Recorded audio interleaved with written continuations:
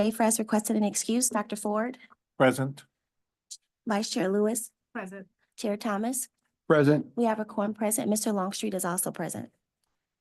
Okay, let's move on to item letter B, approval of the February 21st, 2023 meeting minutes. Has every Okay, do you want to start? Did you want, what's your intention? Do you want to start again? Yeah, so we can have Okay, roll call. all right. Well, that was a practice run. All right. It's about 8.5, 9 minutes after 9, and we're calling the meeting to order. Miss Hunter, would you please do the roll call? Mr. Woods. Present. Mr. Schaefer has requested an excuse. Dr. Ford, Present. Ms. Lewis, Present. Chair Thomas. Present. We have a quorum present and Mr. Longstreet is also present. All right. Thank you very much, Miss Hunter.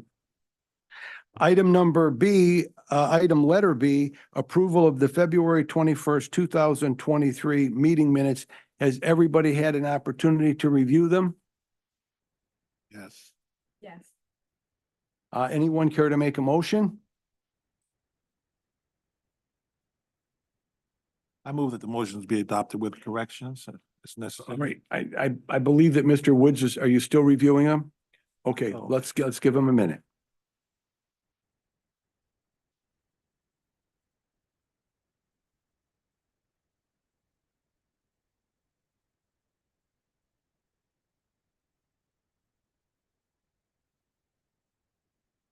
Do I have a second for the motion? Yeah. Okay, all in favor?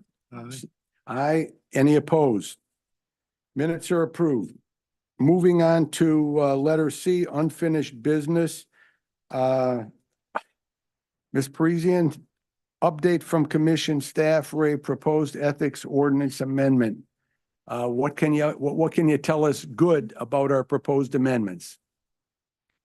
Good morning to this honorable body. My name is Mary Parisian, Assistant Commission Counsel. I spoke with Commission Counsel earlier, and I can assure you that we will have more feedback for you next month, being as we have reviewed it. We just need to work out some of the finer details, and we are in the throes of putting questions together and feedback.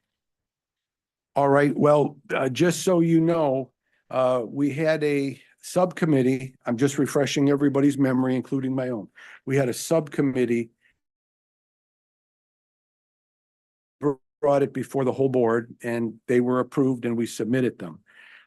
I would just like to point out that to my knowledge, neither Mr. Schaefer, who was on the 3-member panel, Ms. Lewis or myself has been contacted with any questions. So what I would like to ask, so that we're all on the same page, if you have questions, when would these questions be raised? Would it be raised at a meeting next month when everybody is together? Would it be raised with the subcommittee that we put together? Likely what will happen is, so the questions that we have will be put into an email and sent to your honorable body. And then you can look them over and review them and we can go from there. So that way at the meeting, they can be fleshed out further if you'd like, or it's whatever the pleasure of this body is. Okay. Would you prefer that they be sent directly to the subcommittee? No, I think all the board members should get it because in the final analysis, we all voted on it. Several of the members that voted on them are no longer with us, but I believe that the way the board is constituted at the time you're sending them out, and we are expecting a new member by next month. Circulate them to everybody. Excellent. Thank you so much. Any questions for Ms. Parisian? I would just make sure that that we get this done because we have a number of complaints that come before us and people expect resolution at this level. Yes. And we're not able to really make resolution to move forward, anything of that nature. So we definitely need to make sure we update these. Absolutely. Yes. Please.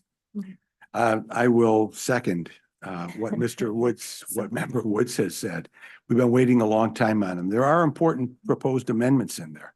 Of course. So at any rate, anybody else, questions, comments? Thank you very much, Thank you. Ms. Parisian. This is the most hopeful communication that we've received over the last year and a half. Ms. Elated Lewis? to provide that to you. Yeah, well, we'll look forward to seeing you and hearing from you between now and next month, and we'll look forward to seeing you at the meeting next month. Of course. Thank you. Which is going to be, I could mention it now, Ms. Hunter, Our meeting next month is going to be held downstairs on the first floor because this room is going to be occupied by the commission, I understand. All right, moving on to letter D, new business.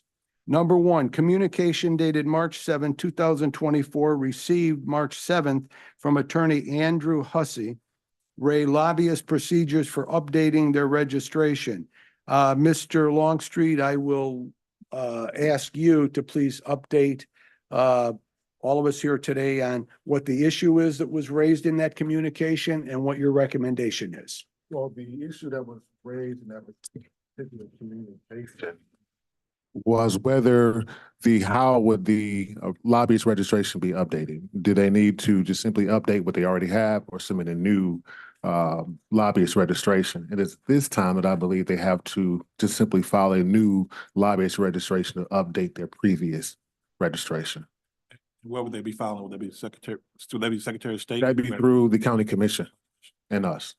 They file it, Dr. Ford, they file it with with our office. Presumably, it would be received by Ms. Hunter, and then Mr. Longstreet gets a copy of it. We really don't do anything with it other than to keep it on file so that we know who the individuals are that are authorized to engage in that type of lobbyist procedures.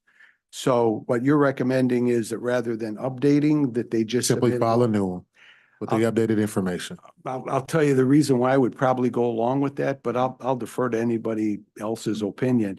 The reason I would go along with it is that there's a name change. The name is being changed. I guess it was a lawyer doing it and now he's gonna open up a new business of some type. So I think that what we could do is ask if there's a motion for Mr. Longstreet. I can't make motions. Pardon me? I can't make motions. No, I said, is there a Oh. motion for Mr. Longstreet to send a correspondence to Mr. Hussey, letting him know that it's our opinion that he should just go ahead and file a new registration rather than trying to update him, especially when there's a name change. Yeah. So move. Second, all in favor? Aye. Aye. Any opposed? None heard. Mr. Longstreet, you'll do the correspondence to Mr. Hussey Yes, and I will. send us a copy of it, just on the email. We don't need to put it on the agenda for next month or anything. Let's move on to item number 2. Communication dated February 28th, received February 28th from Reginald Crawford against Sheriff Raphael Washington regarding the Ethics Ordinance Sections 40-4, Standards of Conduct, Section 40-4, Standard of Conduct, B, Gifts and Gratuities, 1 and 4, and Use of Public Assets for Private Purpose, 1 and 2. We received that complaint on February 28th, shortly after our February meeting from Mr. Crawford. It was circulated to us. Mr. Longstreet sent it out for a response. And since then, we received a motion and brief from Attorney Todd Perkins, who's representing the sheriff, arguing that the matter should be dismissed. We do have our complainant here today. However, in light of the motion that was filed, I'm going to call upon Mr. Perkins to make any presentation that he would like today regarding your motion and your brief, arguing why this complaint should be dismissed. Would you like to, yes, step up to the end? And Mr. Perkins, could you please make sure that the microphone that you're going to speak into has the green light turned on the base?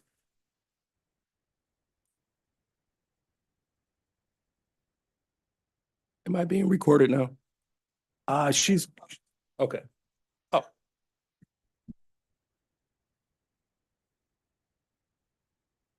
I'm assuming, I'm good. May I? yes, absolutely. Oh, We have a copy of your motion and we have a copy of your brief, and we'd like to hear from you. Thank you. And may it please this honorable body, my name is Todd Russell Perkins, attorney representing Sheriff Washington in this particular matter. In many opportunities that I've had to argue before tribunals such as this and in courts of law, oftentimes you don't run, this is a unique set of circumstances in this particular case in which we have a complainant who is really just taking information essentially from a news outlet. And what I know that the panel has, the board members have read this, but I just have a couple of points that I would be remiss if I didn't state it. And I know there's some lawyers, but I know everyone has because I've watched many hearings. This is exactly why hearsay is impermissible, except for the exceptions in the law. Can you imagine the draconian, catastrophic, and unfair outcomes that you could have if I could just make a complaint and I could say, well, I heard that this person was doing this. Well, I heard it off of a news outlet, or I heard it from the lady around the corner. There's absolutely no fact evidence. And in this situation, which makes it even more unique, we have an opportunity to demonstrate within the body of this complaint why hearsay like this should not even be considered. And I'm not saying that an individual should be jaundiced from making their complaints, but in this situation, this shouldn't even be heard by the panel. And I make this point. We, for the purposes of making a response, the person, it seems as being the person who is at issue is not the complainant in this case. So that's the reason why we made specific efforts to not identify that individual. In fact, the documentation that we supplied as an exhibit, that doesn't have an individual's name. But what it does have has a date of February of 2023. I think it's February 23rd of, if I'm not mistaken. Just one moment. Or February 9th, I'm sorry, of 2023, when the complaint alleges that this particular individual was providing donations. And if you go to the news outlet, that individual says they're donations anyway, not gifts. But more importantly, this individual was already a reserve at the time the alleged, and because we can't even determine based upon this complaint, it's lack of factual information, what happened.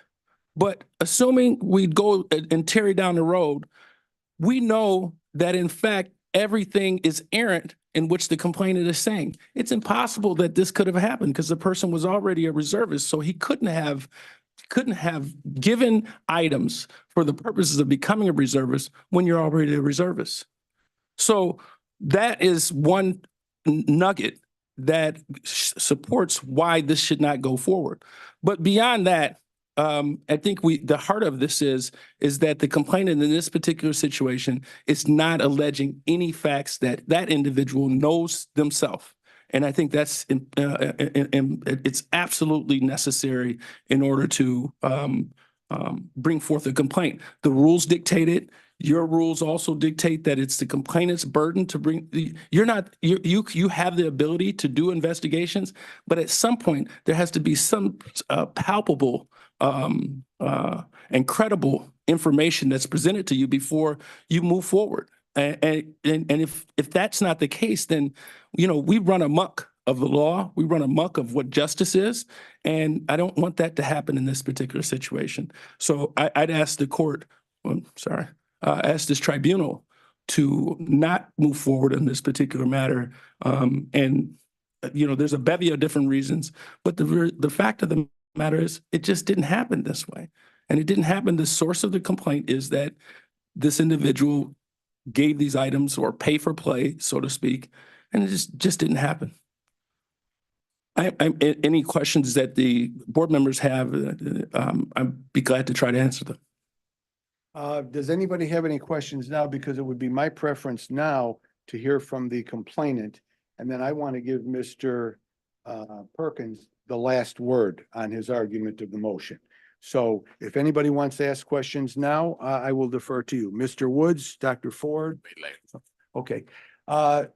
Mr. Perkins, thank you. We're going to hear from the complainant now. You can stay seated there if you don't mind sitting I next don't to the mind. complainant. No, I'll pull a seat out. Mr. Crawford, Mr. Crawford, come on up. Mr. Crawford, I want you to make sure your microphone is on and pull it up close so it could pick you up. Now, for the record, I want it to be clear, we provided a copy of Mr. Perkins' motion in brief to Mr. Crawford, and Mr. Crawford responded. I will tell you this, as best I know, Mr. Perkins, you have not received that. And the reason I'm going out on a limb there is the four of us received it last night. So that's why you didn't receive it, but you will receive that at some point in time. Mr. Crawford, I'm going to ask that you do this. Yes, sir. Anytime you're going to refer to the email material that you sent to us yesterday, could you please point that out so that Mr. Perkins at least knows what he doesn't have? It was you.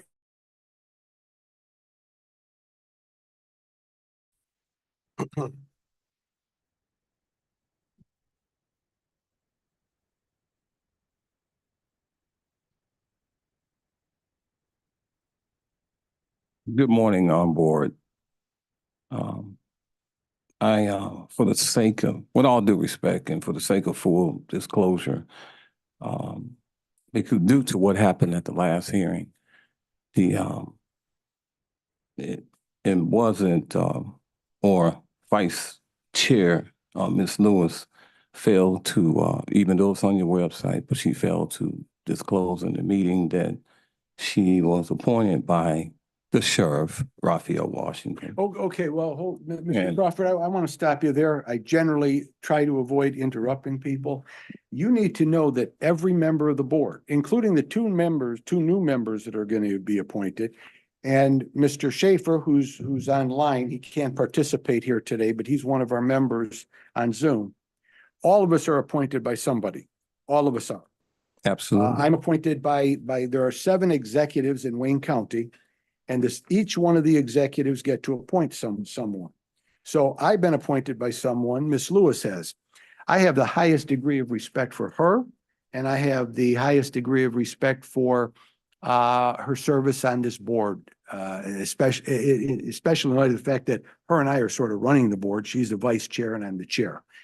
So for you to bring that up today, I need to tell you something. Our ethics code does not have a rule for disqualifying board members. There's no guidance. There's nothing in there. Now, we as a board have proposed amendments, and you heard Ms. Parisian talk about them today. And that's one of the amendments that we have proposed, that a procedure be set up. So for right now today, I want you to know, you can continue with your remarks, but I'm going to go on record as saying there is absolutely no justification, no reason in the code, just because she was appointed by Sheriff Washington for her to be disqualified from this matter. There's just not. And I will say this, if there were rules, if our rules were adopted, that provided us with authority to hear motions to disqualify and have them ruled on, it would come before me as a chair. First stop would be the person who the motion has made to the motion was made to disqualify. So it would go to Miss Lewis. And I want you to know, when it came to me as chair, I would not disqualify her because I'm appointed by one of these 7 elected officials.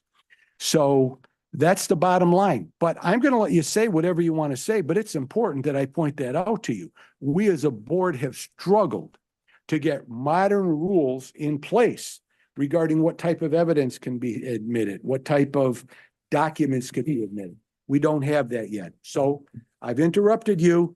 Pick up where you left off, and you could say anything you want to say about Miss Lewis or me or anybody else, as long as it's professional and dignified. This is no disrespect to you, Ms. Lewis, or anyone at the table. However, it is, I consider it a conflict of interest. The question should be asked to everyone at the table. Do you have any of you have any sheriff's badges that were issued to you? That's a fair question. The question should be, are you a member of Sheriff Washington's church? That's a fair question. We're talking, and I read your ethics ordinance a few times, and you're absolutely correct, sir, and I concur with you that there is nothing in there that that references a conflict of interest in the hearing.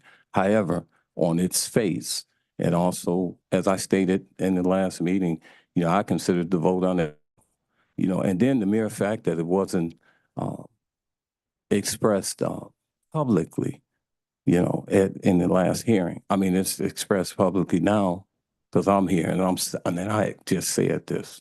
And I'm saying this. So personally, and I think the citizens of Wayne County will concur too. You know, it's like the chickens, the fox in the hen house with the chickens. And one can't help but look at this as the appearance of some sort of impropriety when one was appointed by an individual and they render a decision in a hearing. So that's all I want to say in reference to that. Okay. Thank you Ready to very move much. on? We'll move on. Yes, sir. I consider this a very, not a personal issue, but a very serious issue in terms of Sheriff Washington's conduct and behavior. I personally consider it, and the information that I have and have obtained goes out beyond the news media reports. You know, the information that I sent you in the packet in terms of exhibits and also just some personal information in which I reference in a chronological order in reference to what I submitted has dates and times and even locations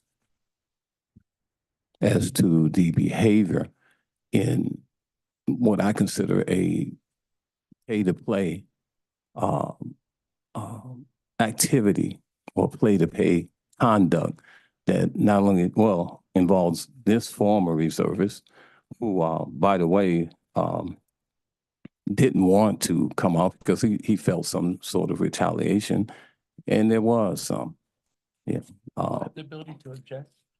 Pardon me? Do I have the ability to object? Well, I don't want to say that you don't, but I want to give him an opportunity. He's not a lawyer. He's not represented by a lawyer, Mr. Perkins, but I will say this.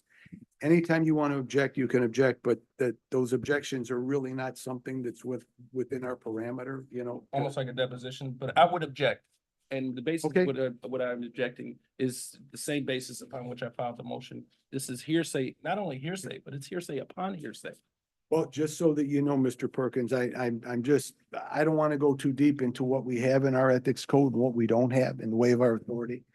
Hearsay evidence is not excluded like it is in a criminal trial or a civil trial. It's truly not. It's discretionary with the board at a hearing. And I think that we probably hear a little more hearsay than criminal courts or civil courts. But your objection is noted, and anytime you want to object, feel free to do it. I'm just telling you, we operate within the parameters of the code, and it's not quite as strict as what is found in the general court rules. And I would, if I may, Yes, absolutely. what I would indicate is that the precipice or the underpinning of the. Oh, I'm sorry, I wasn't talking. Did you hear the first part? Okay, well, I had made an objection as it relates to hearsay, and I understand that the rules don't necessarily provide that, but the rules do provide for due process. There's no right of confrontation. There's no opportunity for us to cross-examine those individuals and no knowledge of who these individuals are. So to just categorically state and make representations of this person said that and this person said this, as a tribunal who's going to pass muster on the quality and tenor and credibility of evidence, whether we listen to hearsay or not, that would be the basis. It's a due process violation to allow that, but that would be the source of. Very good. I would like to say this, and this will be my last comment regarding your objection. In our rules, we do not have subpoena authority. We don't have, so we can't subpoena a witness in before the board. We can ask that they come in, but we have far less authority to bring people before us than a criminal court or a civil court. So why am I telling you that? I'm just telling you that to let you know that our procedures are kind of, they're unique. Let's just say that.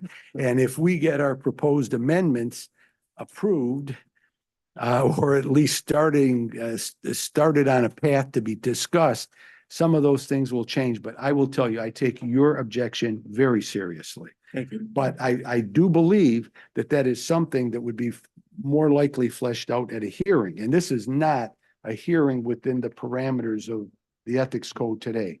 This is a hearing on your motion concerning the complaint. So anytime you want to object, feel free to do it. I've made it. Thank you. Okay. Mr. Crawford, please continue. Oh, yes, sir. Thank you. I'm here to express C to say. is what I saw, and I'm here to say it. The, and speaking of C to say, what was on, WXYZ, in that news report, was vehicles from the sheriff department returning property to this former reserve's house, which he felt threatened by that. Yeah, he thought, the sheriff. Same objection. Noted. Noted. The sheriff was coming there with some sort of warrant to arrest him or something like that, as retaliation to the earlier report in reference to this pay-to-play badge issue of selling badges.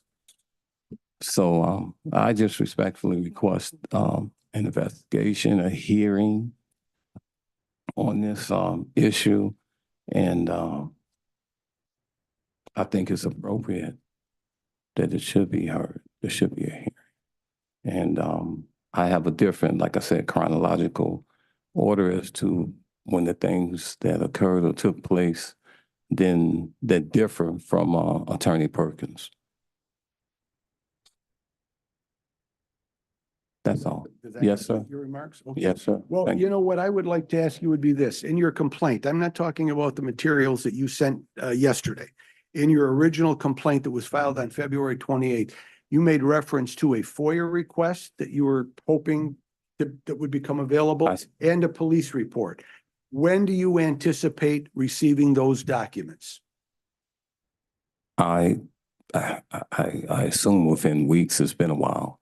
I thought, It was Shelby Township. I did file the FOIA, and I received a confirmation that they received that FOIA, and they were processing that FOIA. So I would.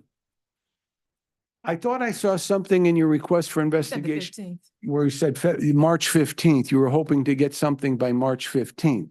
What you were hoping to get, did you get it? No, no, sir.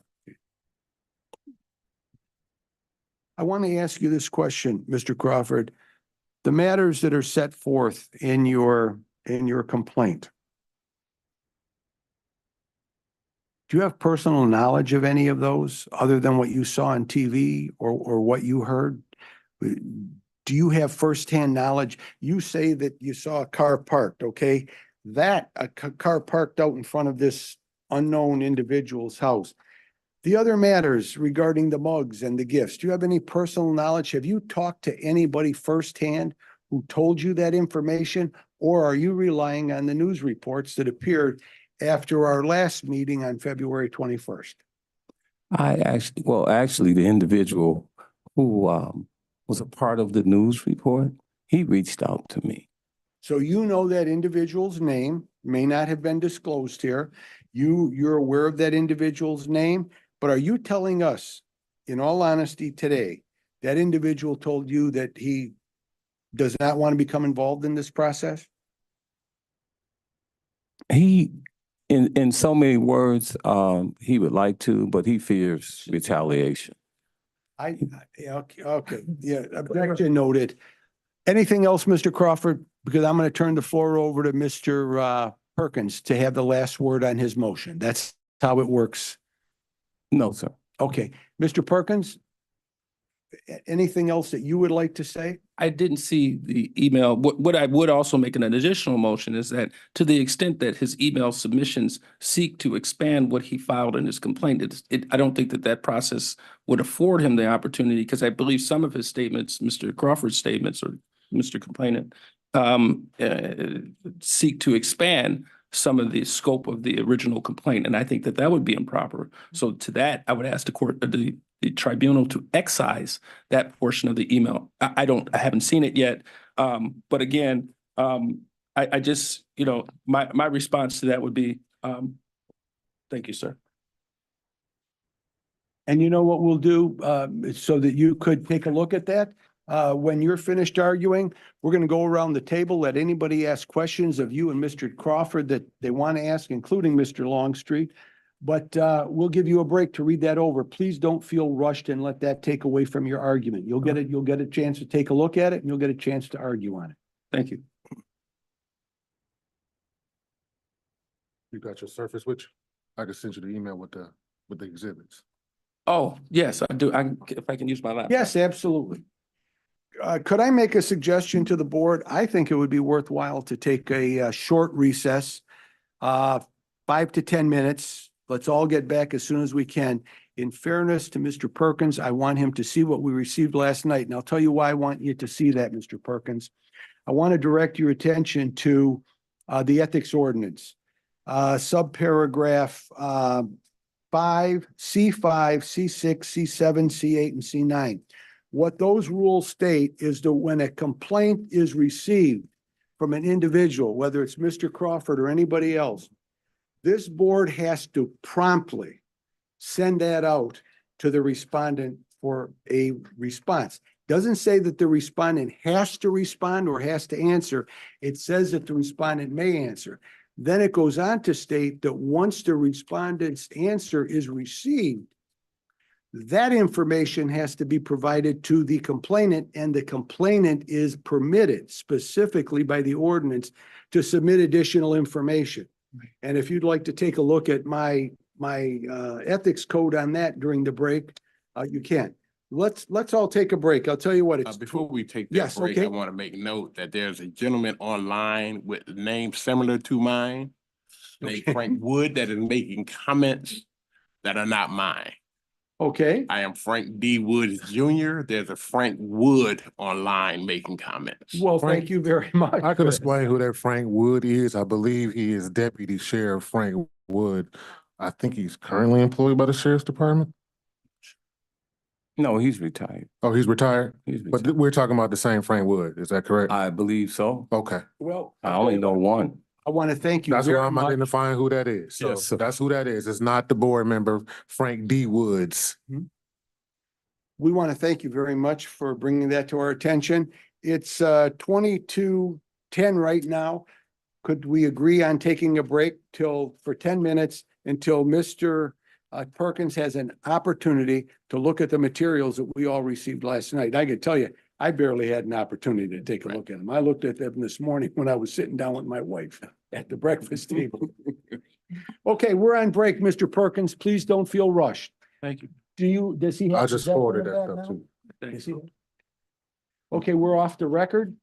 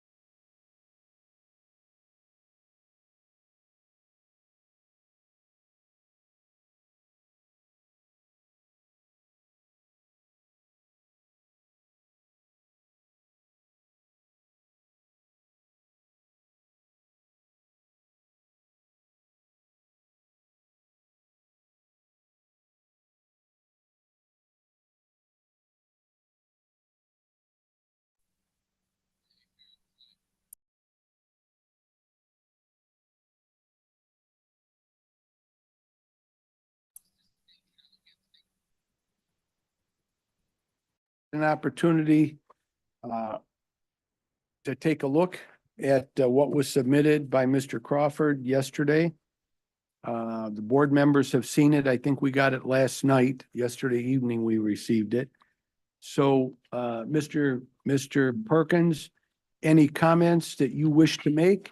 And when you're done, we're going to turn the floor over to the board members and to Mr. Longstreet to talk and ask questions to you and Mr. Crawford. So is there anything else that you would like to say after reviewing those materials? Yes, may it please this honorable board. My name is Todd Russell Perkins, again, on behalf of the sheriff. I would draw to the chair, not necessarily to the chair, but we kind of had a little colloquy right. legally Yeah. about some of these things. I would draw the attention to the board members to C8, which is, I don't believe any of this should be appropriately received by the panel to the extent that, and I don't know the date that the complainant received our response. I know it was filed on or about March 6th. And if that person has not filed within 7 days of having received that response, then it should not be permitted to be used. But nonetheless, notwithstanding any of that, this just continues to heighten what I think the board's titter-tay with the complainant or question and answer with the complainant in regards to, I'll give you an example. One of the exhibits or a couple of the exhibits are text messages. There's no string attached to that. There's no reference attached to that.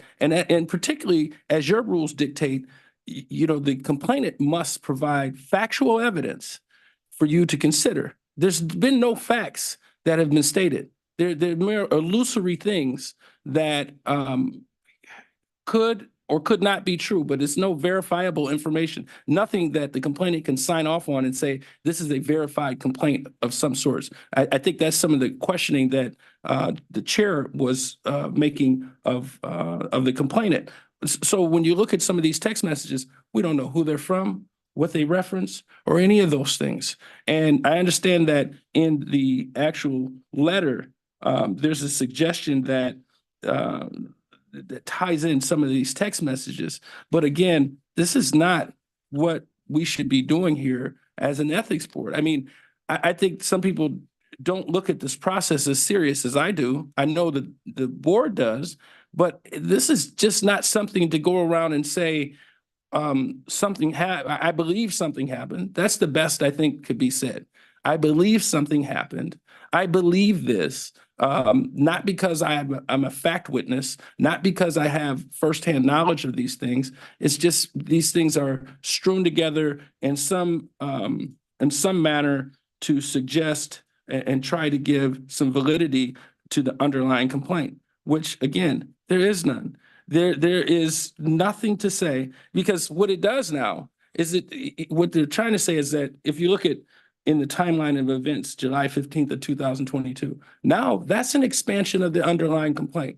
Now that's a violation of C8 in that this wasn't given in within 7 days of having received our response. So that right there is problematic in and of itself. So again, because in the original complaint, they're saying, look, this individual was promised these particular items, but even then, if he's promised these items and the items weren't given until July, that person's already appointed.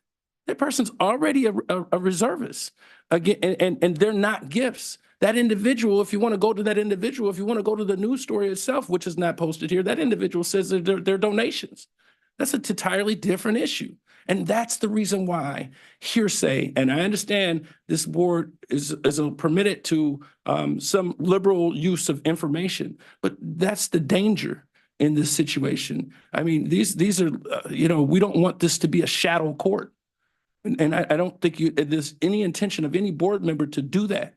But if we allow this to happen, that's what's going to happen here. This is impacting and not only hurting an individual, but it's hurting the people who voted for that individual. So this is what we have here, and this is not what this is to be done. And I do have some final comments. It's just, the complainant indicates and wants to indicate with all due respect, that doesn't mean that respect is being afforded to you.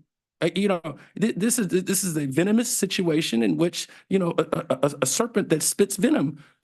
After that hearing, so we can go to that. He's misrepresented to you that he has no animus towards, why calling him Ray Ray? Why calling an individual, a crooked mouth, individual? Because he appears to be a crooked mouth individual because of how his face is contorted or something that he can't change? Why are these salacious comments made? So as he sits here, I'm a watchdog with venom. I'm a watchdog with animus. I'm a watchdog with anger. And those are dangerous things when you're playing with evidence that you're going to consider whether or not it should go to a hearing. It's the same way that this is even worse. This is exponentially worse than the last hearing that you decided not to conduct. This one right here is a travesty to go any further than today. Thank you. Okay, thank you. I have one comment that I want to make before I turn the floor over to Vice Chair Lewis, Dr. Ford, and Mr. Woods and Mr. Longstreet. There is something I would like to point out regarding the Ethics Code, subparagraph C, the due process section, subsection C, subsection 7. I want you to know that it's very clear to me that your client, the sheriff, has not filed an answer in this matter, and I want to explain why. The answer is described in subparagraph 7 on page 14 of our ethics code.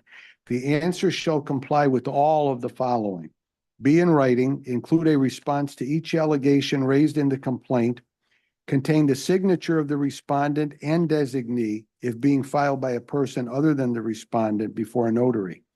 What I would say is your motion to dismiss really did not contain the level of denials that I would hope to get in an answer.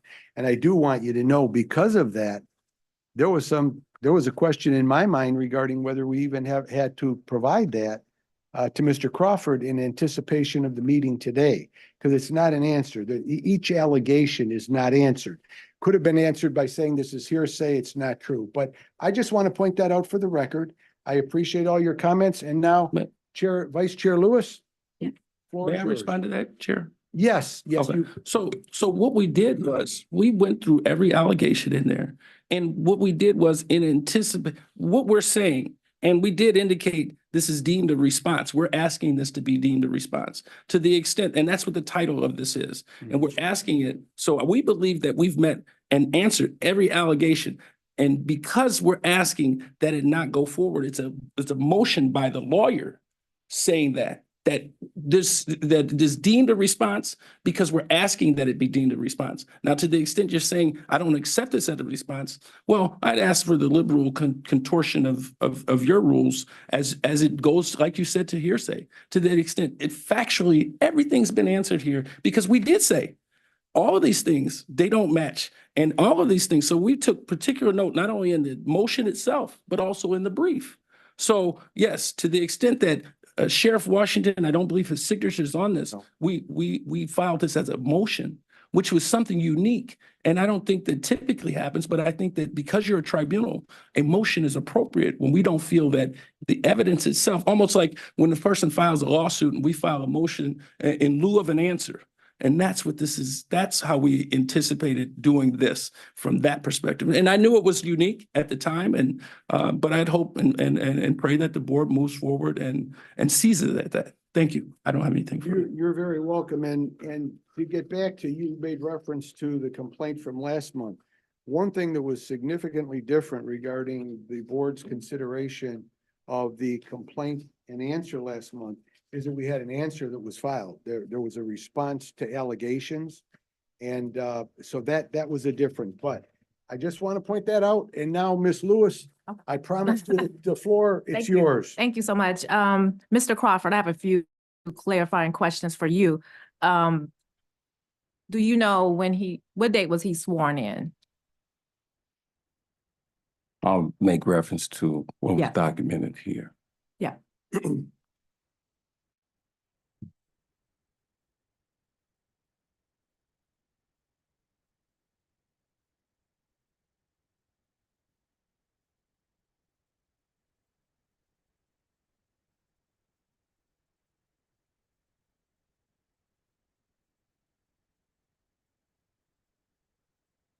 It would be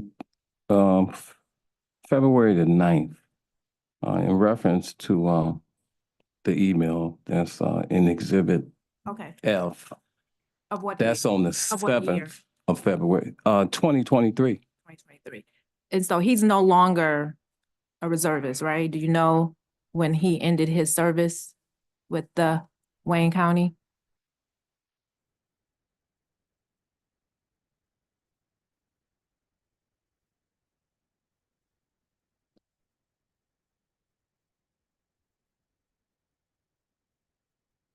I want the exact date, so that's why Yeah, I I'm don't- looking for the exact date that I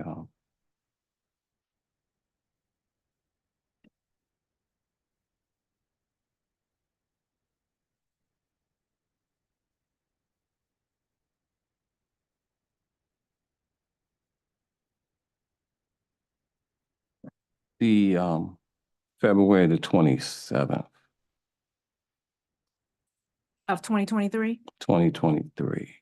So he was there less than a month as a reservist?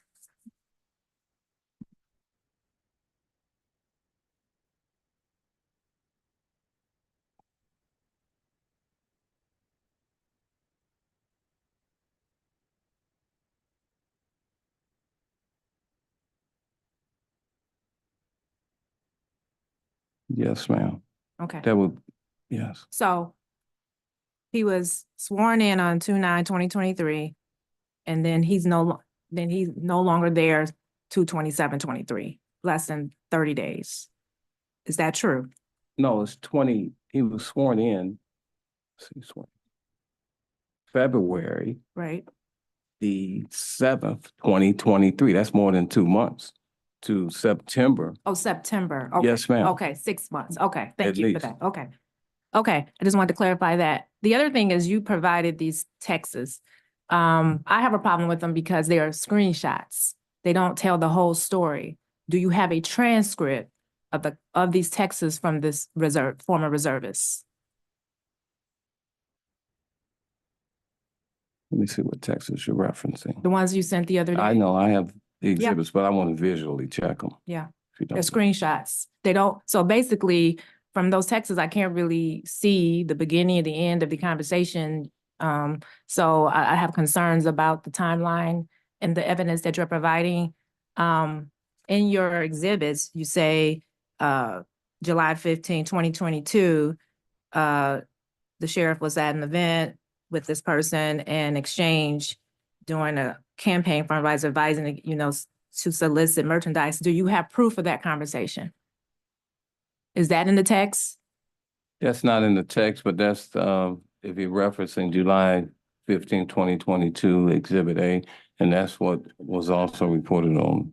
in On the story, news. On the news, that's Right, absolutely, so, but yeah. also The from news the is not a individual. truth of, it's not, truth for me. The news can can sway things, misinterpret things. So for me, I like to see a documented proof of all of these exhibits, a whole transcript.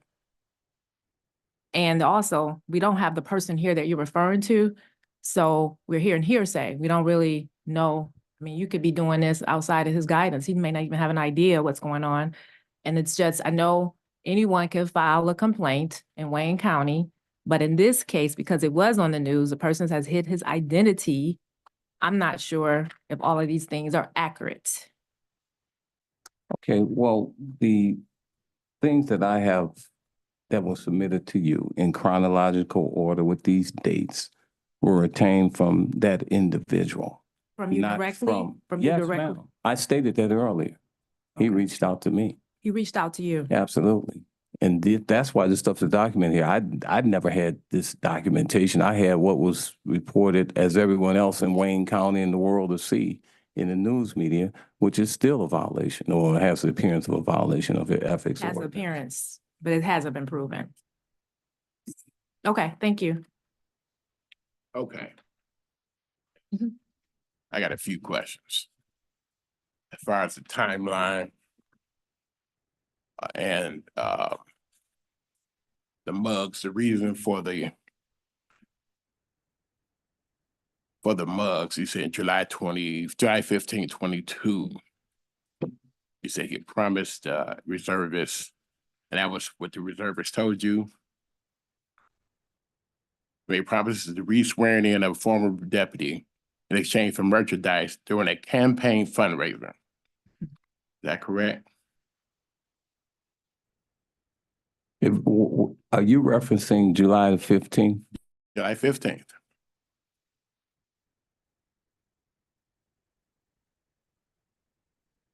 Yes. So this is what the reservists told you happened, And also what was reported in the media. Absolutely. and what was Both. reported in the media. Okay. And he told me. Okay. So did he tell you it was going to be a donation to his campaign because he was running for sheriff, or was it a gift and gratuity to the sheriff? If I recall, and it's documented here also too.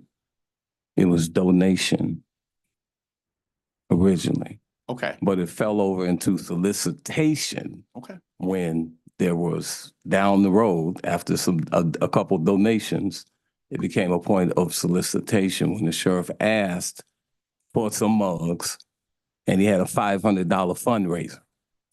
So, okay, you say it started out as a donation. So so basically a donation to his campaign committee for the purpose of running for office. And he, Yes. allegedly, I'm just asking. No, I would object to his ability to answer that, the same objection that I've made earlier. Okay. But also there's an intricacy in that question that I don't think this complainant can answer, but that would be my objection. I can understand that. But see, what I'm getting at is, are you aware under the ordinance that a contribution to a campaign committee is not deemed a gratuity?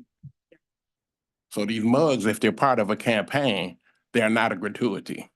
So in essence, he is not in violation. A of this vacuum ethics cleaner code. is not campaign donation either. Pardon me? A vacuum cleaner. Uh, A vacuum cleaner. A $250 vacuum cleaner, that's not, That was could be, not that could donated to a campaign. Well, hold it. You can't determine that. You cannot determine that. It was Because- stated. I'm just, Mr. Crawford, you gonna let me speak? Yeah, You cannot determine what a campaign donation is, because if it's used to clean this campaign office, that could be deemed a donation. I'm being clear because I'm going through it point by point. Now, this is what you said they were. Out of your mouth, you just said it was a donation. And then you said it extended further. It probably did, in my view, because that was during the primary season. Yeah. And then when he won the primary in August, it extended to the general election. So it probably, in my view, the reasoning would be that, yes, okay, if you're gonna make another donation to my campaign, can it be mugs, pens, or whatever else? That is not a violation of the ordinance. And it's right here, and you just admitted that he told you it was a donation. At what point in time, though? There were donations. There were more than one donation. And then there was. Is there a limit on donations? Solicitation.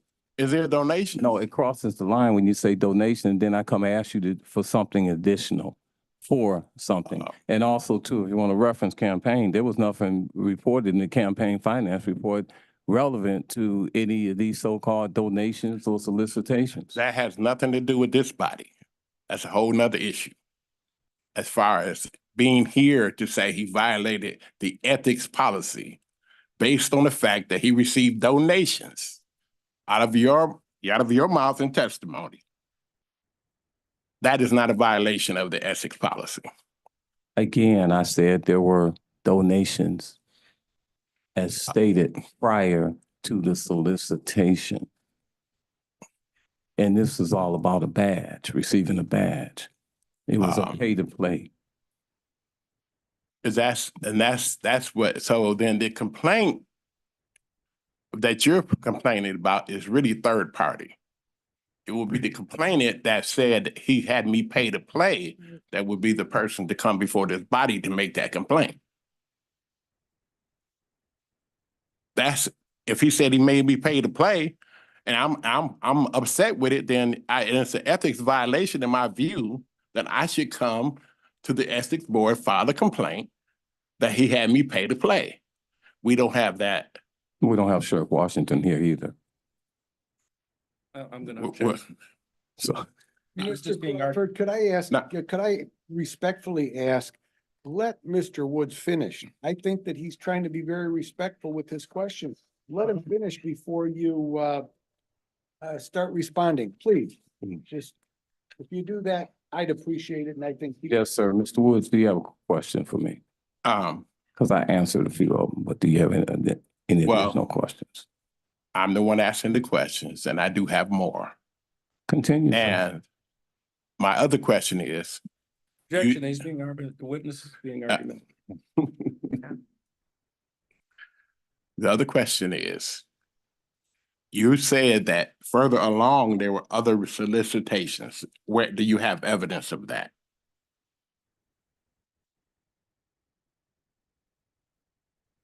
There was where it crossed over from donation to solicitation, there was a solicitation for mugs for the, and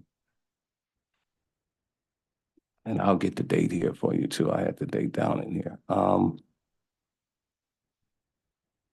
the $500.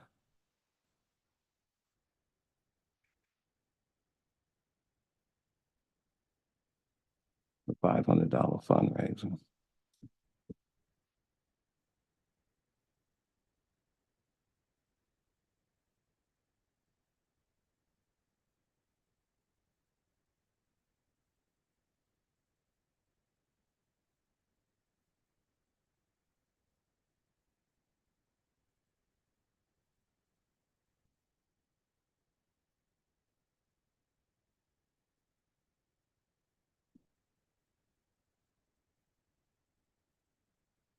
July 28th, 2023.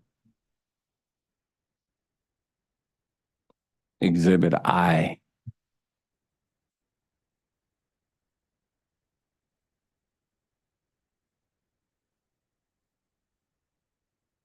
What is I?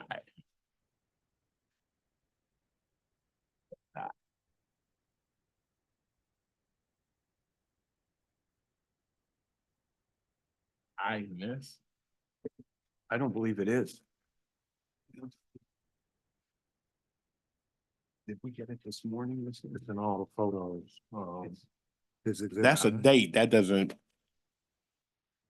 show me where the solicitation, who made it.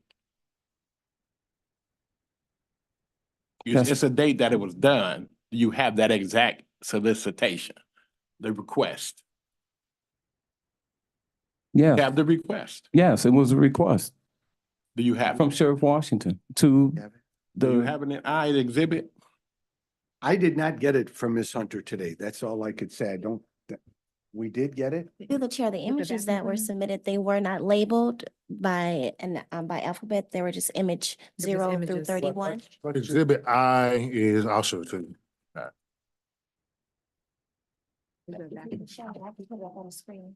Well, I think that we have to make sure that Mr. Perkins has it as well. Do you have it, Mr.? I have what Attorney Longstreet sent to me. Okay, it's there. It doesn't match up here. Okay, so that's Wow. basically, saying they never used a mug. Exhibit I you talking about? Let's show exhibit I. No, on here, That's I all. have Thank you. additional.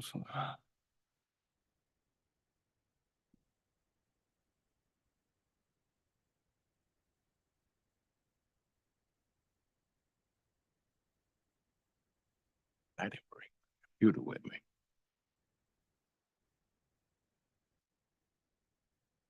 Are we, February,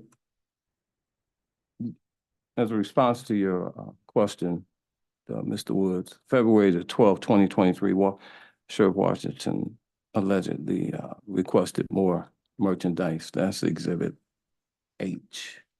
Exhibit I, July the 28th, 2023, additional solicitation for merchandise by the sheriff for campaign purposes. That was February 28th. Okay, 2023. if it's for campaign purposes, that would still fall under a donation for a campaign.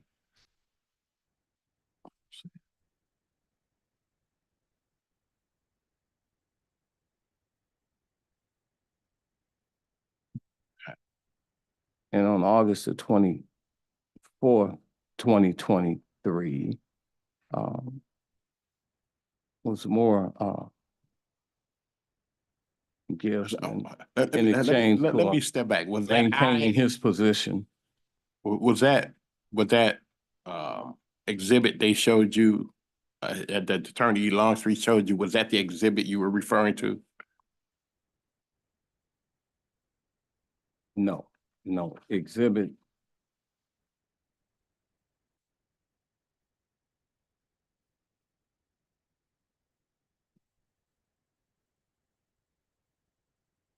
That would have been, pardon me, that would have been exhibit, H.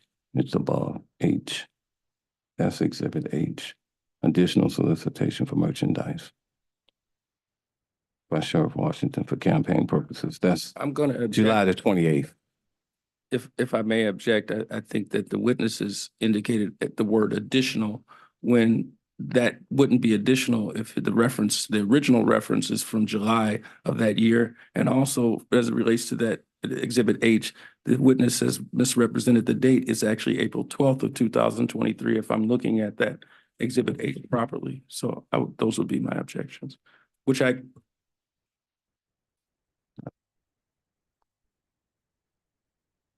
Exhibit H is July the 28th, 2023. The exhibit is above H, and then below is the description. All right. may I approach Attorney Longstreet. Pardon me, sir? May I approach Attorney Longstreet? Yeah, what's up? Yes, absolutely.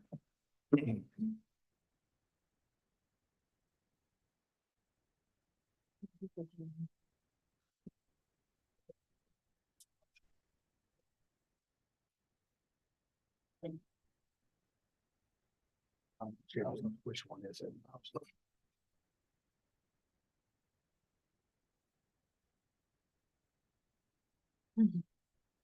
So basically, what I'm seeing, just in my view, It's on the, is most of these things that are being brought before us are, what is that? H. That's H. Oh, this one. if I could approach the board, I could show them on my laptop.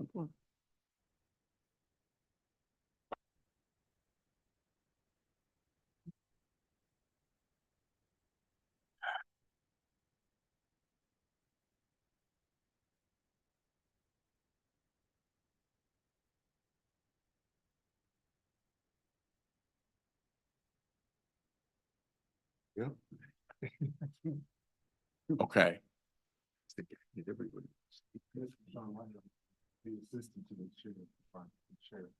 Oh, executive. Okay. I'm just looking at, Email from her to the unidentified sheriff reserve. Former. Okay.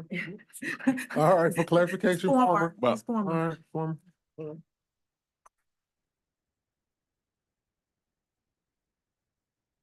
I'm still looking at this, that it doesn't rise to being a gift. Yeah. Which is the violation of the ethics. It's a donation. These are donations for campaign, but bring it here, what you got. We could all put our position on the record. Right, right. Do you have more questions? Right, right. I'm just Right. running back what I said earlier.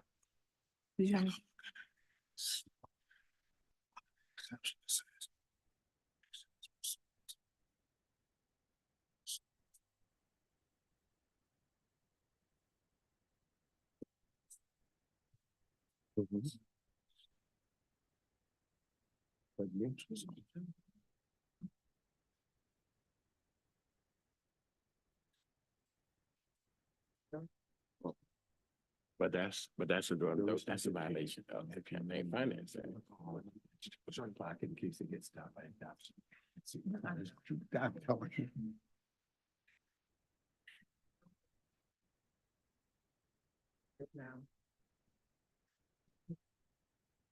it's a purely, position, emotions.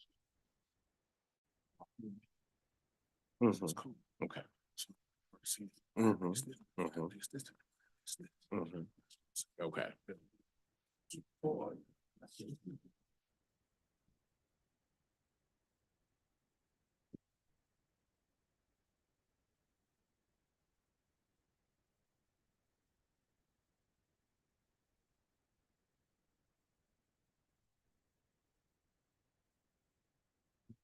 Okay.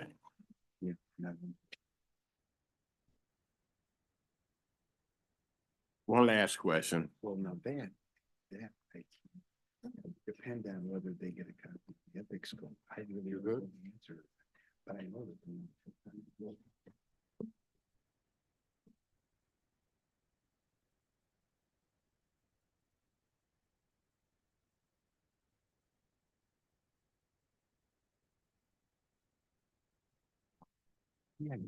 As it relates to September 27th, you have, can you clarify what these allegations of intimidation tactics were used against the former reservists?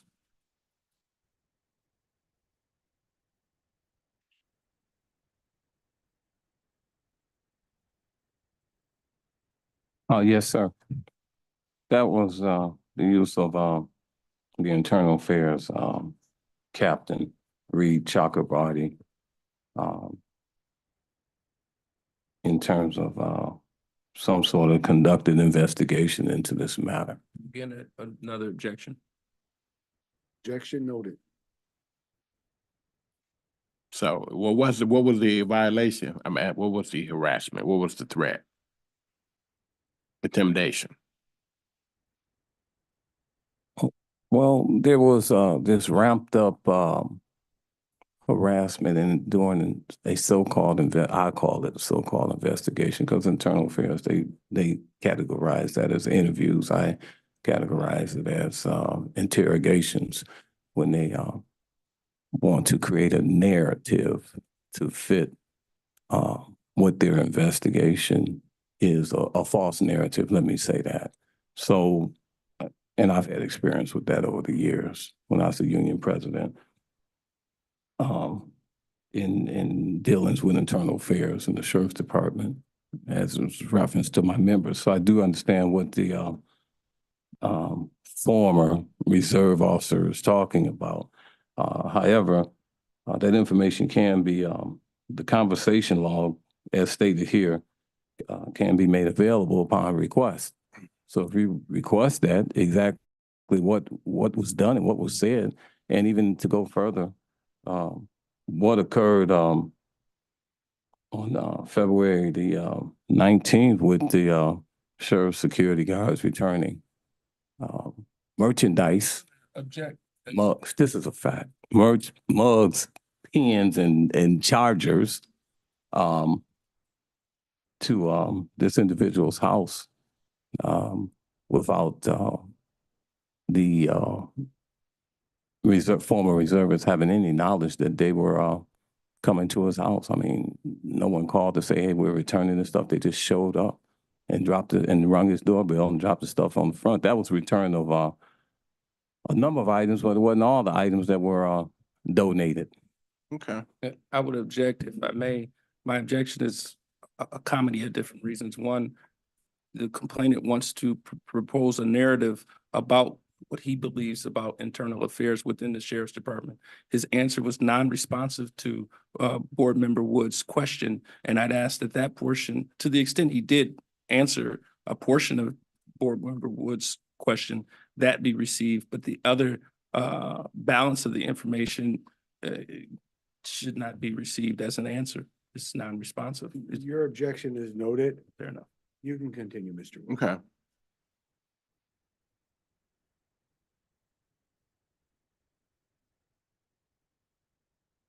That's the end of my questions. Dr. Ford, you're on deck.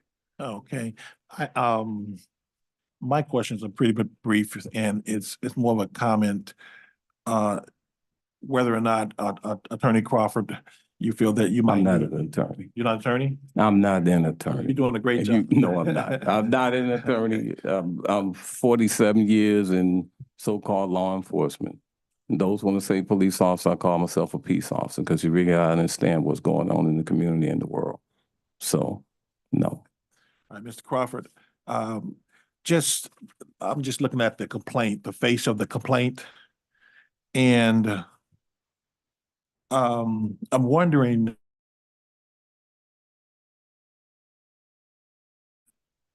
and I'm just wondering if you may feel that you may need a little more time to maybe try to see if you can get some affidavits or witnesses or anything, because it seems like it's triple hearsay. I mean, you have the deputy, then you have the news, then you have yourself, so it's really no firsthand information present. But I mean, you're doing a great job as being a guardian of the culture and bringing forth some concerns, and I appreciate that. And I don't want to dismiss this for failure to state a claim, because I do believe that you feel in your heart that there is some merits here. But just without going into and I've read all of the information, just looking at the allegations and the form of it, there's just nothing to support. It doesn't seem like there's any, evidence, any facts and affidavits. And, of course, there's no depositions, there's no declarations. There's just a complaint and without evidence. So I'm wondering if you need more time to flush it out. And certainly the news is not evidence. The news is not even here to testify what they heard. That will be, second hearsay. The deputy is certainly not here to testify. And so, I just don't see any direct evidence to support the complaint. So I'm wondering, what is your response to that? If you need more time to maybe bring in some of the witnesses or get some affidavits or anything of that nature.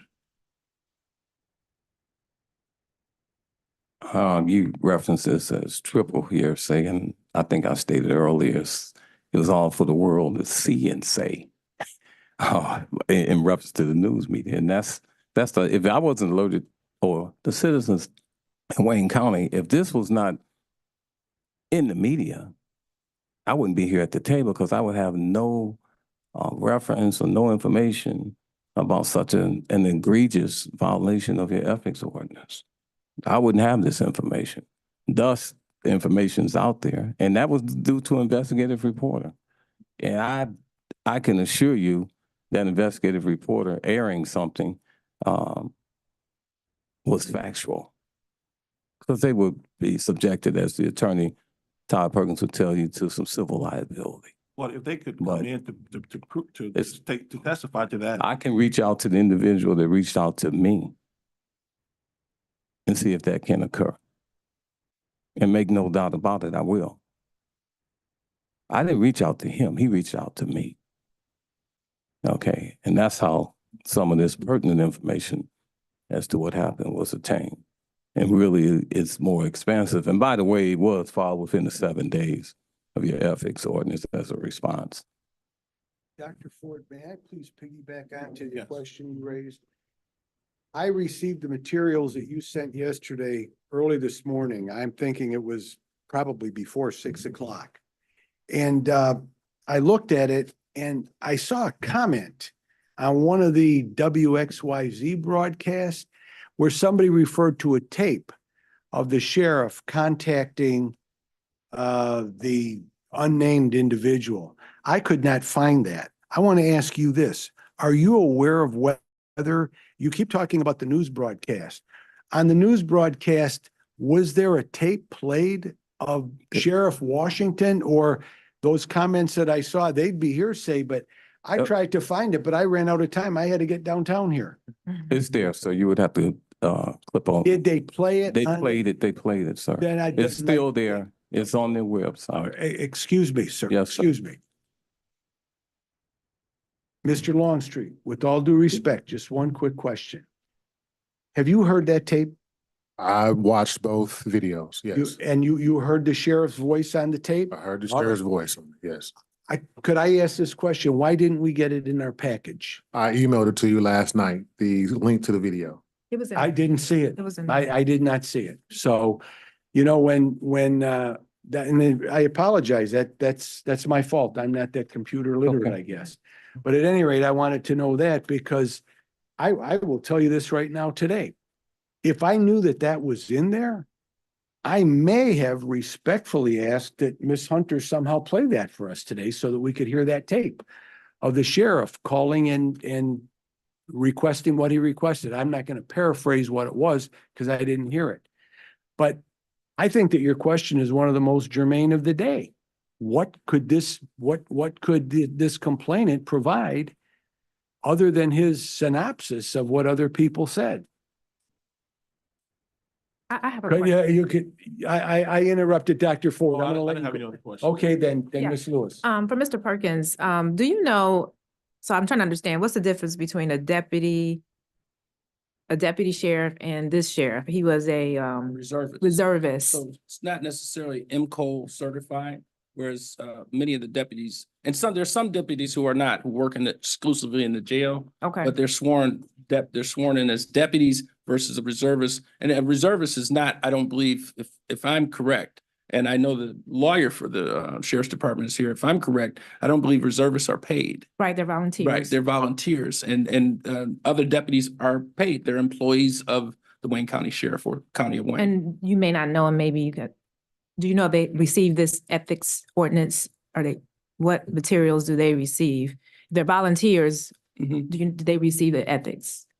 I don't know. Did you want me to inquire? Yes. Okay, if that's even known, Yeah. that's a unique. Yes, can you question. clarify that for me? I just want to understand the process. Employees that get it have to sign the document. Yeah, I just want, They got it.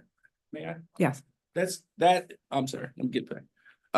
That's not part of the policy that the reservists nor the deputies receive an ethics ordinance. So this person is a volunteer. He doesn't get the ordinance. He doesn't live in Wayne County. How does this apply to him? Pardon me? How does this ordinance apply to him? Well, we're not looking into it from his perspective. We're Right, looking right. Into it from the But- sheriff's perspective. We're not looking Okay, into it. got it. Dr. Ford, I would Just like wanna to put that ask on you record. this.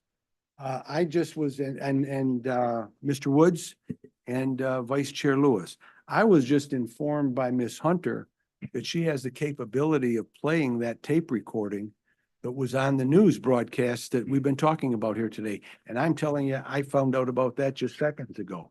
Would you like that played for you? Do you have any interest in having that I've played? heard it already. Because I would like to hear it. Sure, we can hear it. Could you play it? Now we gotta tell everybody, me included, where it is you're finding it. Which of those news articles are you finding it in? Through the chair, I received this from Mr. Longstreet, and it's from Channel 7 News, Channel 7's website, I'm sorry. One moment, please. Are you gonna show it on the? Just on one the video? second. And we don't want any comment by news reporters or that. We want to listen to the tape of Sheriff Washington. You're gonna play the whole story. Yeah. You got to play the whole Story. story. It's not. It's in the- 6 How long minutes. was it? I think the story was like 2 minutes. They said it was 2 minutes. I'm gonna respectfully. There's two healthy different. joints, and inflammation support. And Cunol has the number one get to the doctor end. recommended form of turmeric. Cunol, the brand I trust.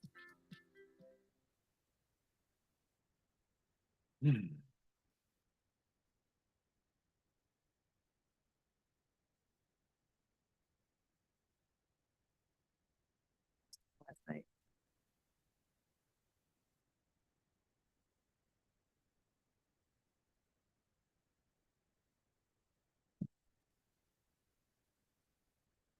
I would, as this is loading, I would, if I may, this is only She a, can only do one thing at a time on her recorder, Mr. okay, Perfect. Just remember where you're at, Jed. All right. We'll All let right. you be first up. okay.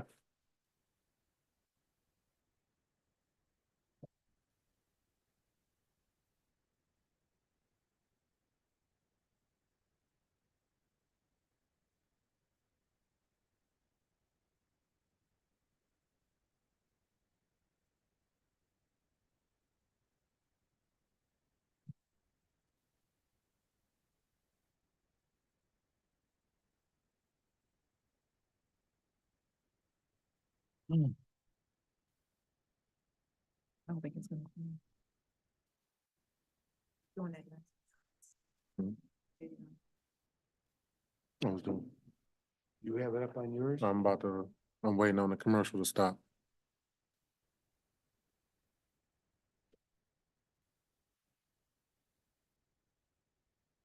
Oh, it's 8 minutes.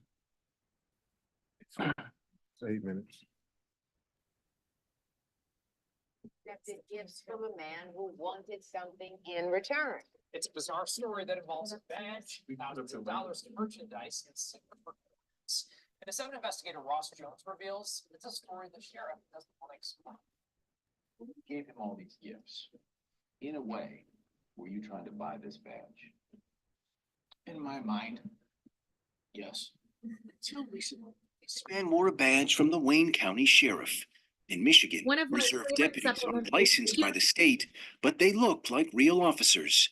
They carry guns and wear uniforms and assist licensed deputies by going out on raids, helping with crowd control at big events, or providing escorts. I enjoy helping the community. It gives me a lot of passion and it makes me feel good to give back.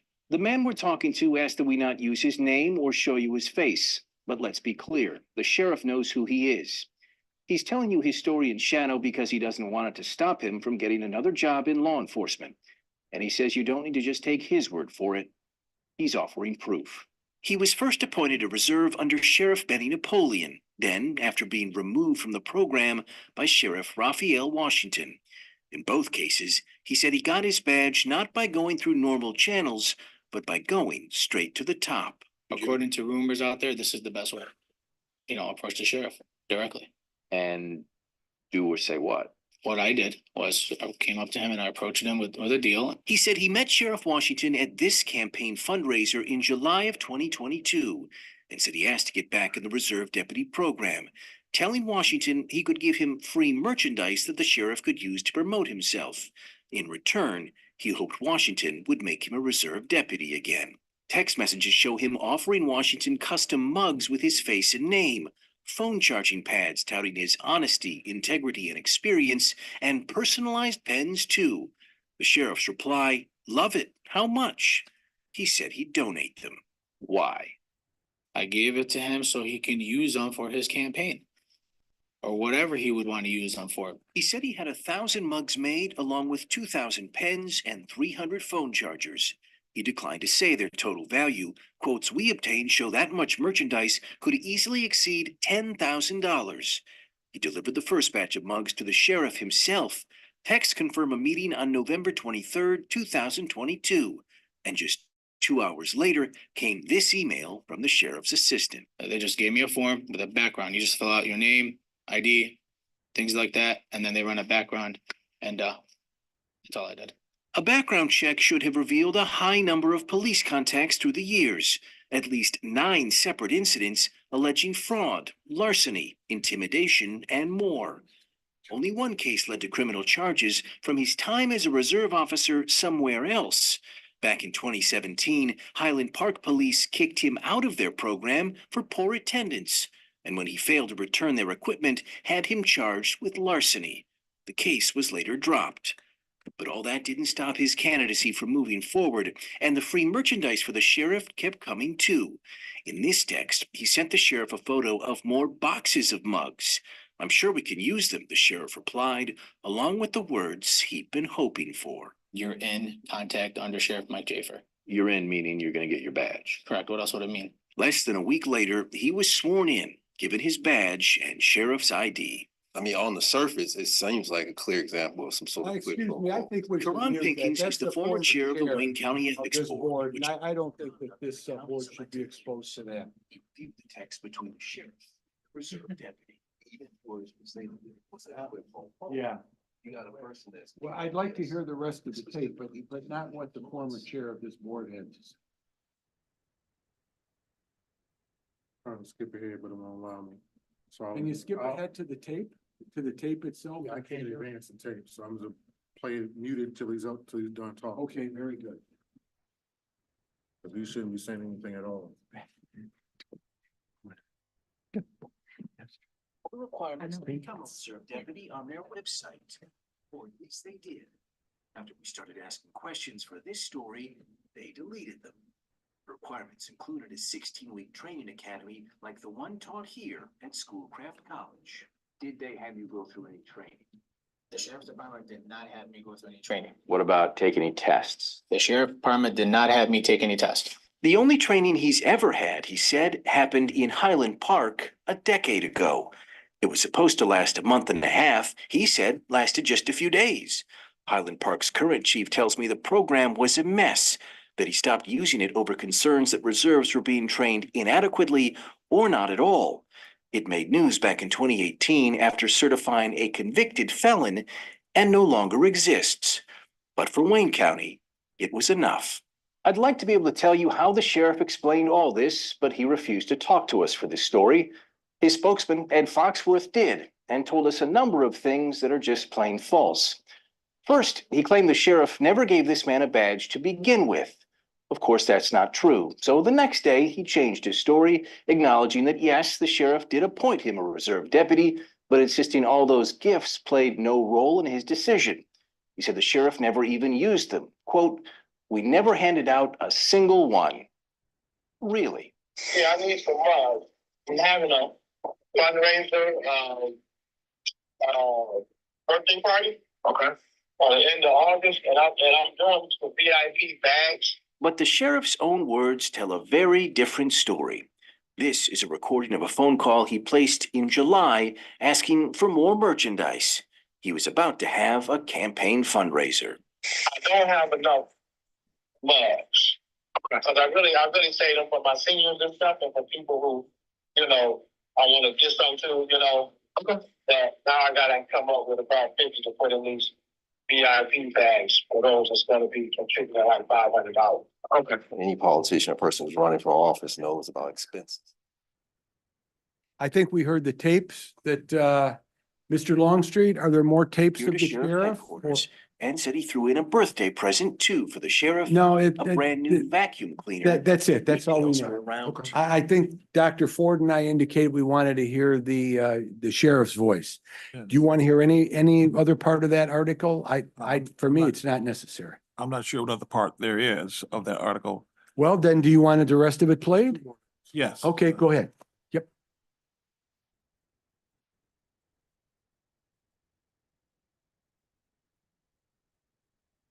In my mind, that's the only way for me to keep my status. He was given these gifts. Sheriff was comfortable receiving them. And he No, began to that's the accept them former and chair of the began board. to Yeah, solicit them okay, himself. maybe so. The sheriff's spokesman says these gifts did not benefit Raphael Washington, even though you just heard him say he used them to reward campaign Turn it donors. back up. They said the same man once donated merchandise in 2018 after a deputy was killed in the line of duty. Those items included a wooden flag and other merchandise that memorialized the fallen deputy and were given to mourners. You are surely asking, why is this man coming forward at all? Well, he contacted me in September after his badge had been taken away by the sheriff's office. They say it's because he had even more contacts with other police departments. And while they didn't lead to charges, he failed to disclose them. But the now former reserve deputy says it's because his gifts to the sheriff slowed down. Candidly, on this point, we do not know who's telling the truth. We do know we have a lot of questions for the sheriff. Dr. Ford, you still have the floor. Yeah, I think that is certainly probative. But to determine how material it is to Mr. Crawford's complaints, I think we would need the witness present so that we can question the witness. And so I'm willing to grant some time to see if the witness can come present so we can look at how this information jives with your complaint, your allegations of illegal contribution or quid pro quo. So I think we would need the witness present in order to answer those questions, because from what I just heard, those questions were not answered or even made on the video there. But there is some probative information. I do have further questions now after seeing that. Mr. Crawford, I think that what Dr. Ford is doing, he's sort of putting the ball in your court. Do you think that if you spoke to that individual may be willing to come in at a future meeting? We don't know what's going to happen to this complaint. This complaint may move forward. This complaint may end up being dismissed at the next meeting. We don't know. but I could tell you, you have individuals here today who are indicating that they would like to have firsthand knowledge and what say you? Well, sir, you just referenced the ball being in my court, but spring training is about to end, so we're about to go to pro baseball games, so to speak. I can reach out to the individual and see if, if he wants to actually come down here. I mean, it's preferred by me, but you must understand, it's obvious that he feels threatened and intimidated, especially when someone sends Wayne County vehicles to your house unannounced. We don't need to get into all of that Yeah. again. We don't Yeah. need to get into that. Well, I'm just, The question is pure and simple. Mr. Perkins has raised concern in his motion and in his brief regarding the fact that there's a lot of what he refers to as hearsay information. yes, sir. Let's be real candid. Let's get, now you have a board member that's asking you if you think that you could bring in what Dr. Ford has referred to as probative information, bring that individual in. Do you think that you can do that? We can't do it. I don't know the person's name. Mr. Longstreet doesn't know the person's name. As, Can you give it a try? as I stated earlier, I will reach out to that individual. My previous conversation here, sir, prior to yours, is I will reach out to the individual, see if he'll come in. And what about that police report that you referred And to? once that FOIA information comes back, I'll produce that information. Well, okay, Dr. Ford, we'll talk about what we're going to do with your line of inquiry later. Now, let me ask you this, Mr. Woods and Vice Chair Lewis. Have any of the questions that have been asked thus far triggered other questions in your mind? Because if it has, I want to give you an opportunity, then we're going to turn the floor over to Mr. Longstreet. I'm good. I don't have anything. Good? Mhm. I Mr. was just Woods? gonna ask, was he a former reservist and then reappointed? Yes, sir. He was the former reservist under Benny Napoleon. Pardon me? He was under Sheriff Benny Napoleon. He was a former reservist. So, So okay. he's already trained. So That's- was he already trained? Yeah, he was already trained. That's probably why if it was waived training and that. No, sir, he wasn't trained. There wasn't any training. And as former president of the union, I know all about that system. As it's reference to reservists, they have no powers, no police powers. They're not the real police, so to speak. And people who get into that program, are part of that program. And even there's been an issue across the state with these reserve deputies and other sheriff's departments too. Okay, but there was a statement about him being retrained as a reason where they waived it. That was in your information about training was waived. I'm just asking, now you're saying that they're never trained. And so if he got it under Benny Napoleon and he was appointed then he wouldn't have to be required to be trained again. But now you're saying there's no training. I was just asking. There was never any training, sir. Never. So, Mr. okay. Woods, there's never been any training Okay. as it's supposed to be. And as a matter of fact, I intend to reach out to MCOS about this very issue. And most notably, 4 or 5 years ago, there was an issue, a very investigative report done by the Free Press in terms of reserves in the state of Michigan. So this is not new to me in terms of reserves and I'm gonna object. their lack of It's not training. answering the question. It's I agree. That goes beyond the scope of what Right. Mr. Woods asked you. Mr. Woods, anything else, sir? That's it. Mr. Longstreet, we're going to turn the floor over to Did I you. have- If you have questions. Opportunity before it's turned over to.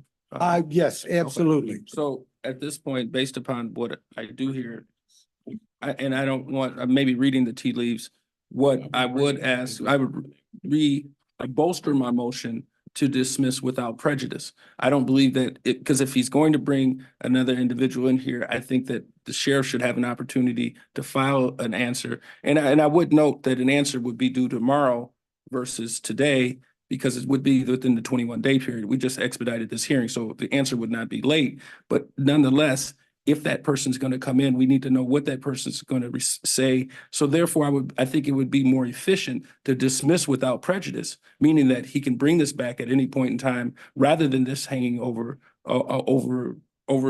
this board's head, and he's not indicated with any certainty that he will be able to bring that individual in. So to that extent, if there's if that person is going to be brought in, I definitely think that there should be a new complaint that should be filed to support what that individual or what we anticipate that individual is going to say. Other than that, you don't even start. You start here creating the complaint basically if that person just walks in the next time. So I think as a matter of efficiency, continuing with the motion that has already been filed, I'd ask that it be dismissed without prejudice and allow Mr. Crawford to reflect. I want to respond, Mr. Perkins. Mhm. With all due respect, we don't have the authority that circuit courts and criminal courts have in criminal and civil matter. We don't dismiss things without prejudice. So I would say this, on that point, all members of the board can consider that. Two other members beside myself are attorneys, so we know what the significance of that terminology is. Mr. Longstreet, you have an opportunity to speak, and then I think what we're going to do is we're going to be ready to hear a motion from Dr. Ford, Mr. Woods, or Ms. Lewis. Mr. Crawford has come to the Wayne County Ethics Board and filed a formal complaint against Sheriff Raphael Washington on the allegation of unlawful conduct in violation of sections 40-4B1, gifts and gratuities, and 40-4F1, use of public assets for private purposes. Specifically, what this board needs to concern itself with first is the sufficiency of the complaint. The complainant in his allegations does state that the Sheriff Washington violated the Wayne County Ethics Ordinance by accepting gifts by way of campaign paraphernalia donations as a part of a quid pro quo exchange for admission of an unidentified party into the Wayne County Sheriff's Deputy Reserve Division. Secondly, Mr. Crawford's complaint alleges that Sheriff Washington misused public assets for a private purpose by instructing his personal security to use county vehicles to return the donated items to the citizens' residence. In reply to this complaint, in reply to the Sheriff's Department's response to the complaint, Mr. Crawford supplies 22 exhibits purporting to be evidence of the alleged misconduct. The defense in this case, the respondent in this case, has filed a motion to dismiss the complaint based on two prongs. The first prong being that the complaint is insufficient on its face, that does not, and it fails to show unethical conduct. The second is the insufficiency of the evidence provided to this board to determine whether there's been an ethical violation. As to the sufficiency of the complaint,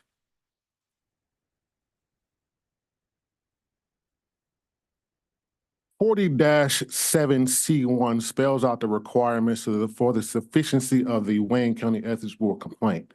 1, the complaint must be in writing. 2, must contain the name, address, and phone number of the complainant. 3, contain the name and position, if known, of the public servant alleged to have violated this chapter.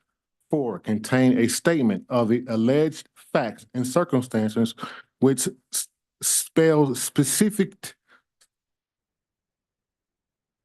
the provision of the ethics ordinance that is alleged to have been violated, and finally contain a statement that the complainant has read the complaint, knows its contents, and believes the allegations to be true.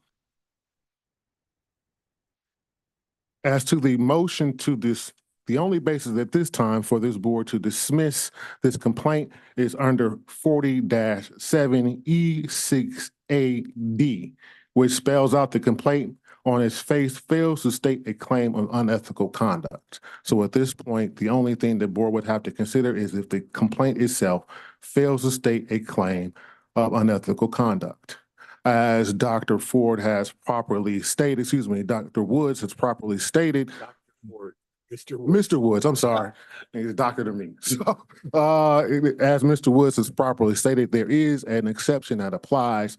That would indicate that no unethical conduct has occurred, and that exception is any pursuant to 40-7B2D, which spells out any contribution that is lawfully made under the public campaign finance laws of the state of Michigan, Public Act 388 of 1976 and/or Michigan Compliant Laws 169-201. That would be the only basis at this time, whether this board will have an option to dismiss. If this applies, then there would be no unethical conduct. Is that your presentation? No, I'm not finished. As to the motion to dismiss the complaint, the first issue in regards to Mr. Perkins makes is that the complainant fails to meet the statutory proof of standard. This presented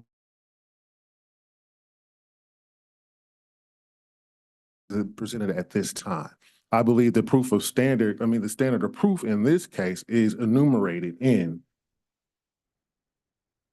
40-7E7F, standard of review, a preponderance of credible and reliable evidence. This is the standard that is held in the hearing, not the complaint. So at this point, I don't believe that Mr. Perkins' motion to dismiss is ripe on that issue. As to the sufficiency of the complaint, it is my position and recommendation that the complaint is sufficient for purposes of 40-7, which he does properly state all the elements of which is required for the complaint. He does make some allegations of unethical conduct. There is a small amount of evidence that would give rise to reasonable suspicion that there may be some unethical conduct. This board may dismiss the complaint if it believes that the exception applies. But I believe that the complaint is sufficient on its face. All right, I think we've gone back and forth a lot. I never want to shut down the board members' questions or concerns if you have any.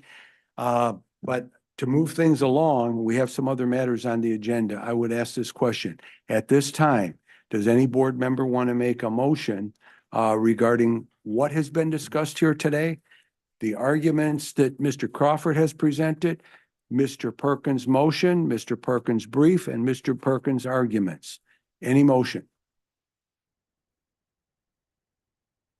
I move that the complaint be adjourned to next month to give Mr. Crawford opportunity to bring in additional witness.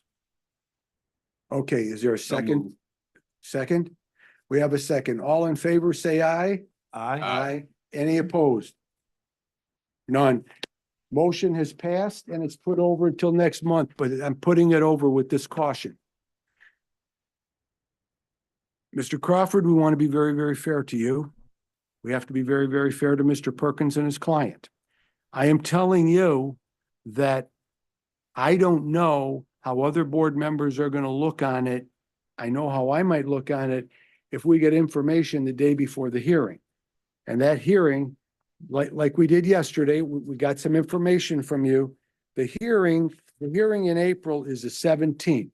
Whatever information you're going to submit, you have to remember this. It's got to be circulated to board members by Mr. Longstreet, and it's got to be circulated by him to Mr. Perkins. So we would like to have that information as early as possible. I'm not saying give us 2 weeks or 3. I'm saying as early as possible. The other thing that I would like to say, Mr. Perkins, you mentioned something about a desire to file an answer. I will tell you this.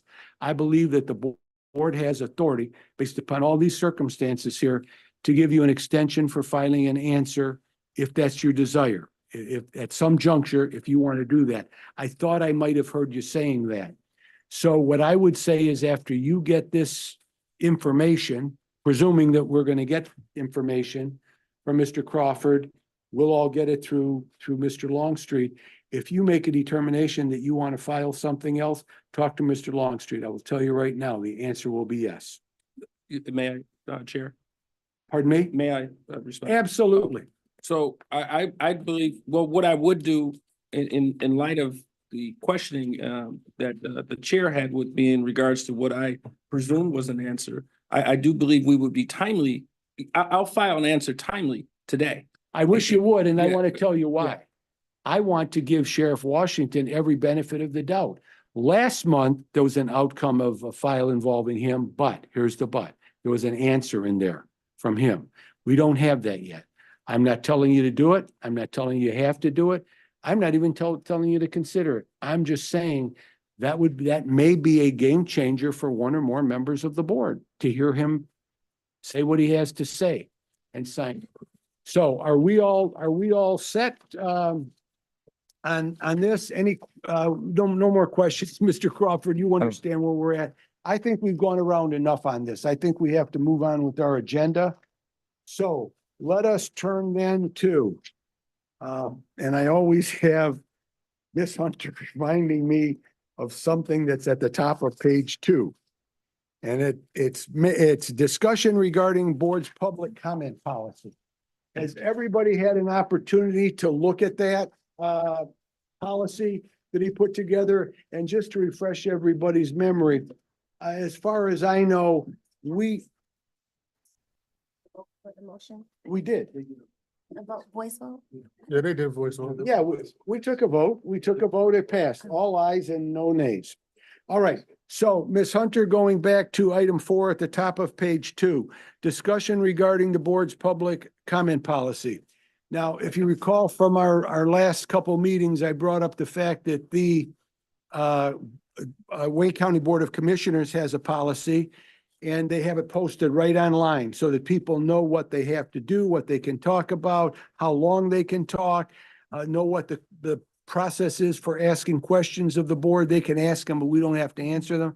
So what Mr. Longstreet did is he took the Wayne County Board of Commissioners policy and he kind of put together one for us. I've looked it over. Yeah. Does anybody have a motion that they want to make concerning it? I so move that we, go ahead. I move that we adopt the policy as addressed by our council. Okay, is there a second A for that? second. A second? Yep. All in favor? Aye. Aye. Any opposed? Nay. Okay, so we have that now, Mr. Yes. 4-0, yes. Mr. Slezak, can I ask you this question, please? How are we going to get that posted on our website? Who's going to do that? You wouldn't want me to touch our website. I'm the No. most computer illiterate person here. Through the chair, we can, with the Commission's Department of Public Information handles the website. So I will get that information to them. Excellent. Thank you very much, sir. Such other matters as may be properly submitted by the board. Any other matters? I know of no other matters that.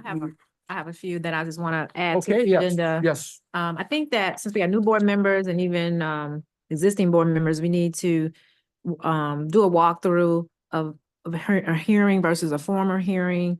We also need to understand the complaint process and the next step. So I would like to add that to the agenda. I won't be here in April. I'll be out of town, but maybe the May agenda.